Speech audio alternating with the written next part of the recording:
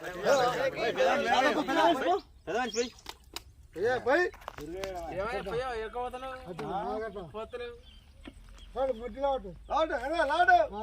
తెలంగాణ, జై జై తెలంగాణ, జై జై తెలంగాణ, జై జై కేసీఆర్. నమస్కారం.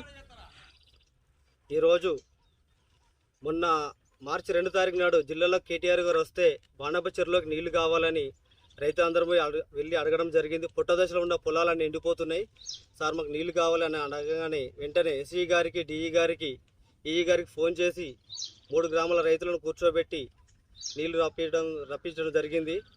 మొన్న ఇందులో మాటల మాది కృషి కూడా చాలా ఉంది. ఈ నీళ్ళ విషయంలో గత 2 సంవత్సరాల నుంచి ఎలాంటి ఇబ్బంది లేకుండే, గత 2-3 సంవత్సరాల నుంచి ఇబ్బంది లేకుండా నీళ్ళు వచ్చినాయి. కానీ ఈసారి బాగా కరువు వచ్చింది. ఇది మన రైతులు తెచ్చిన కాలం తెచ్చిన కరువు కాదు, ఇది కాంగ్రెస్ తెచ్చిన కరువు అని మేము అభియోగిస్తున్నాం. ఎందుకంటే కాళేశ్వరంలో నీళ్లున్నా కానీ నీళ్ళు లేవని చెప్పేసి ఒక అపవాదు వేసి నీళ్లు రాకుండా చేసి రైతులను కొట్టిర్రు, రైతులను ఎండబెట్టిర్రు. అదే మొత్తం నిండుదని అనట్లేదు, కానీ మా ఈ బాణాప చెరువులో ఈ 100 మంది రైతుల మీద బతికి ఉన్నాం. ఈ ప్రభుత్వం నిర్లక్ష్యం వల్ల ఈ అన్ని చెరువులు ఎండిపోయినాయి, పంటలు ఎండిపోయే దశలో ఉన్నాయి. కాబట్టి అతి సంవత్సరమైన రైతులకు సకాలంలో నీళ్ళు ఇచ్చి పంటలు కాపాడాలని మా బీఆర్ఎస్ పార్టీ తరఫున డిమాండ్ చేస్తూ ఉన్నాం.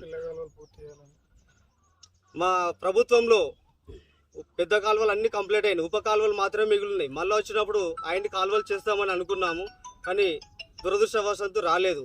ఇప్పుడు మీకు అధికారం మీ చేతిలో ఉంది. మీరు ఈ ఉప కాలువలు కంప్లీట్ చేసి రైతులకు నీళ్ళు ఇచ్చి రైతుల మీద మీ ప్రేమను నిరూపించుకోగలరని మిమ్మల్ని మేము డిమాండ్ చేస్తూ ఉన్నాం. జై తెలంగాణ. జై తెలంగాణ.